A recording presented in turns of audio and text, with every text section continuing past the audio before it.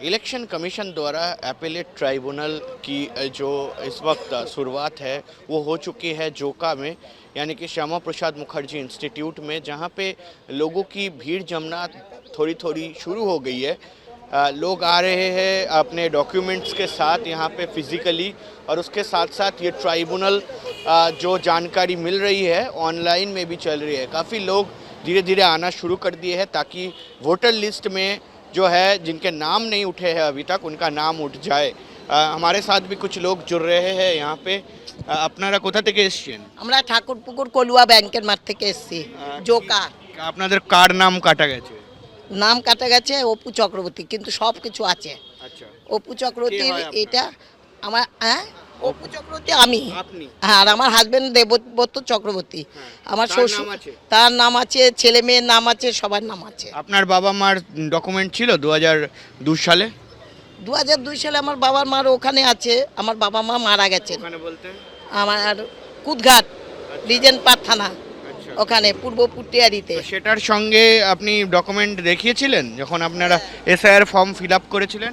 এই তো আমার, হ্যাঁ, আমার এই আধার কার্ডেই তো আমার বাবার নাম আছে।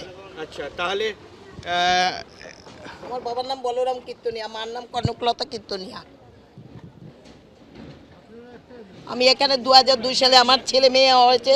আমার ছেলে মেয়ের দেখাচ্ছি, আমার যখন ছেলে মেয়ে হয়েছে, এই দেখুন, মেয়ে হয়েছে এই তারিখে 93 সালে, আমার ছেলে হয়েছে এই যে 94 সালে।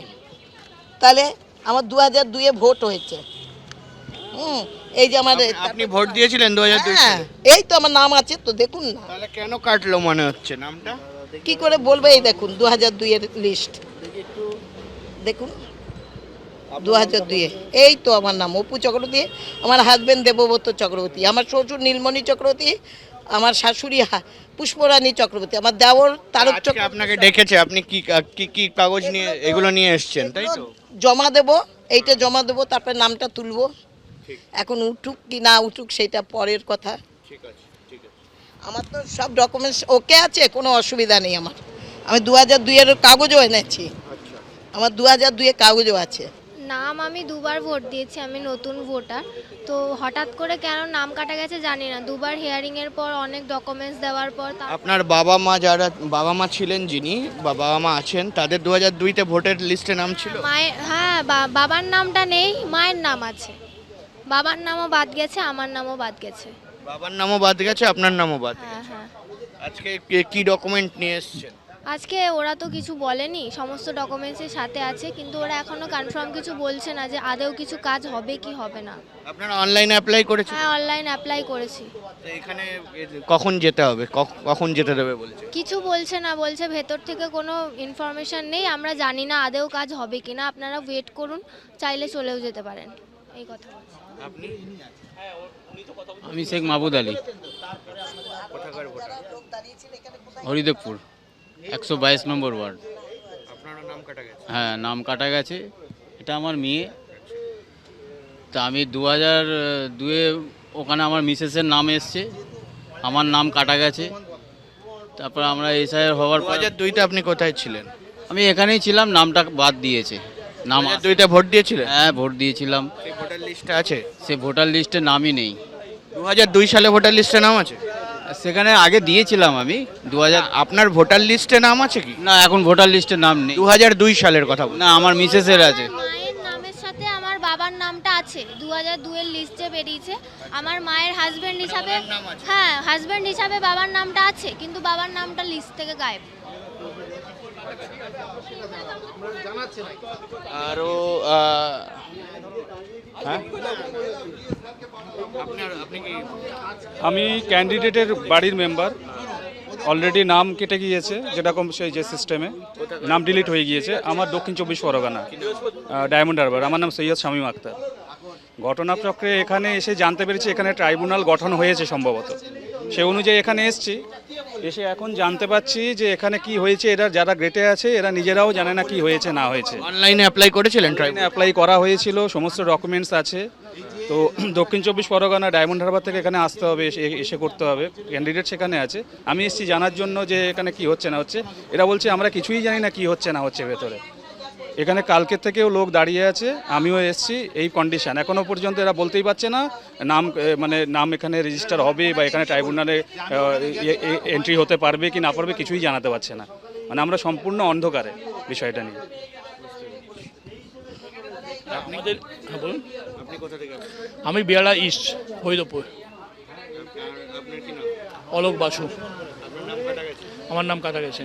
অ্যাকচুয়ালি 2002 আমার নাম আছে, সেখানে যে 2002 যে ফর্মটা বের করেছি তাতে যে নামটা আছে আমার LOKEBOSE দিয়েছে ওখানে, ঠিক আছে, কিন্তু আমার যে কার্ডটা এসছে তাতে BASU আছে।